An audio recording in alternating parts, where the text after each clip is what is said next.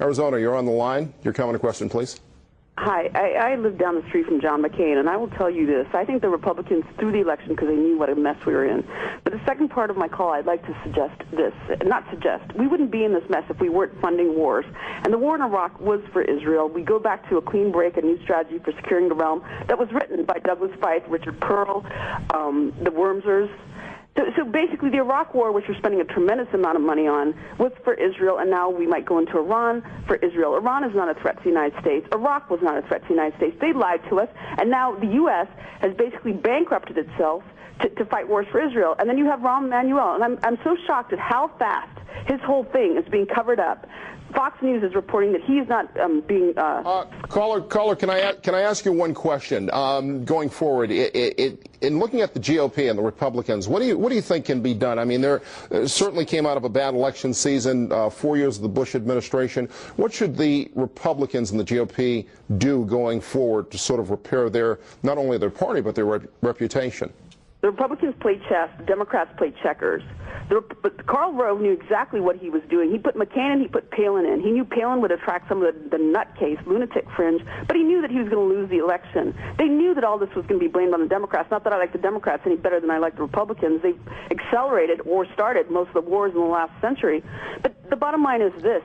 We have Israel controlling U.S. foreign policy. And to the extent that we have bankrupted ourselves, our soldiers are basically a mercenary army for Israel. And Rahm Emanuel fought, well, he didn't fight, supposedly fix the brakes, during the first Persian Gulf War in 1991 for the Israeli Defense Forces. Okay.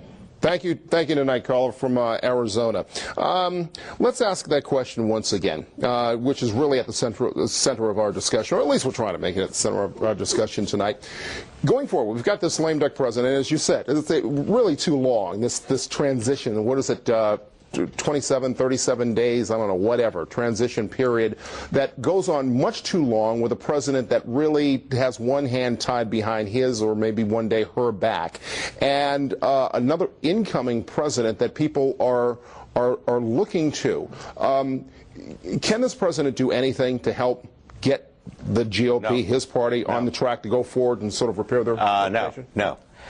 We didn't see Mr. Nixon address any future Republican conventions after he left Washington. We saw Herbert Hoover very, very briefly and never in prime time. Mm-hmm. It's going to be a very long time. The first thing the Republican Party needs to do is get Bush out of the way. Then I think you will see a challenge among the three factions. There'll be some divisions within the party.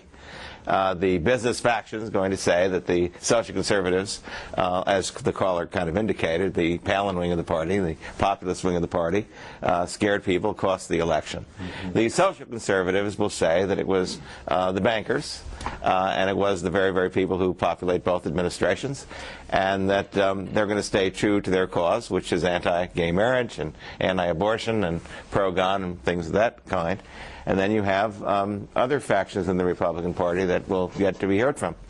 I think it's a healthy debate. Parties do this every time they lose an election. When the Democrats lost to Ronald Reagan, it took a great deal of debating on both sides between the moderates and the liberals until Bill Clinton decided that he was going to be a family values, middle-class American kind of candidate, that he was going to reform welfare, he was going to be for the death penalty, he was going to preserve a woman's right to choose but get all these other issues off the table, and there was a leader. And this leader emerged out of a very, very divisive primary field, as you recall, with lots of shocks, including Jennifer Flowers, what have you. Yeah. That for the first time in modern memory, the Republican Party will not have a Prince of Wales waiting in the wings. We won't be sitting around saying, whose turn is it, as they did with Bob Dole and George Bush the Elder and maybe George Bush the Younger.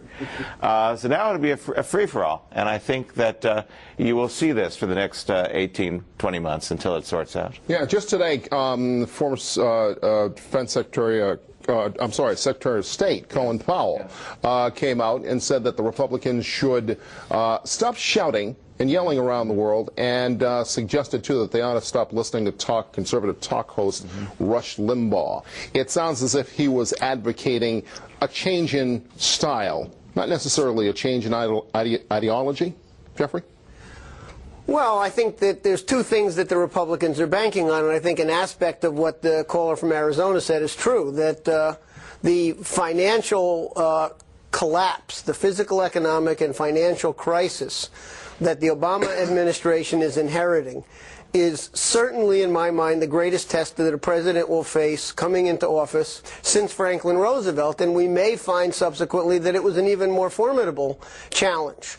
There are people, strategists within the Republican Party, I can name Newt Gingrich for one, who's going around basically paving the way for a Republican Party comeback in anticipation that the Democrats will fail to achieve what Roosevelt achieved in turning around the crisis and building a popular base of support. So Gingrich is making a power play, whether it's as a future Republican presidential candidate or whatever. He's basically asserting the authority that he waged in 1994 when the Clinton victory was greatly undermined by the conservative revolution. Thanks for watching. Please subscribe and check out Tom's Representative Press channel. It's a channel you'll want to subscribe to as well. See the link in the video description.